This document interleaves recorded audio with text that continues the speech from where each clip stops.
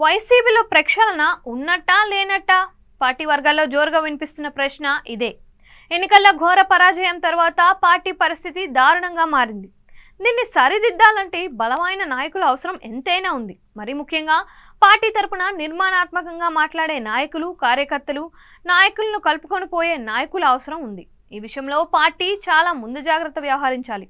ఇప్పటి వరకు జరిగిన పొరపాట్లు వేరు, ఇక ముందు మాత్రం అడుగులు ఒద్దికగా పడాలి. ప్రస్తుతం వైసీపీకి అసెంబ్లీ నియోజకవర్గాల స్థాయిలోనే కాకుండా మండలాలు, గ్రామ స్థాయిలోనూ నాయకులు ఉన్నారు, పార్టీని లీడ్ చేస్తున్నారు. అయితే వీరి కారణంగానే పార్టీ ఓడిపోయింది అన్న సమాచారం నెమ్మదిగా బయటకు వస్తుంది.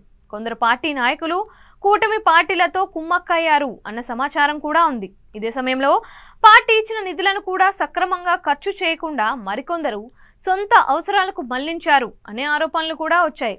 సో ఎలా చూసుకున్నా ఇప్పుడు పార్టీని డెవలప్ చేయాలంటే నాయకులను లైన్లో పెట్టాల్సిన అవసరం ఉంది. ఇదే సమయంలో మార్పు దిశగా అడుగులు వేయాల్సి ఉంది. ఈ రెండు కీలక అంశాలపై పార్టీ అధినేత దృష్టి పెట్టాలని చాలా మంది నాయకులు కోరుతున్నారు. అదే సమయంలో అధిష్టానం వద్ద కూడా పార్టీ నాయకులకు ఈజ్ ఆఫ్ డూయింగ్ పాలిటిక్స్ కు అవకాశం కల్పించాలి అన్న డిమాండ్ కొన్నాళ్ళుగా వినిపిస్తున్న విషయం తెలిసిందే.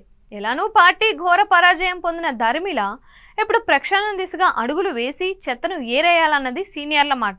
మరి ముఖ్యంగా ప్రధాన కార్యాలయంలోనే ఎక్కువగా మార్పులు చేయాలని నాయకులు కోరుతున్నారు. ఈ విషయంలో ఎంత తొందరగా నిర్ణయం తీసుకుంటే అంత మంచిదని కూడా చెబుతున్నారు.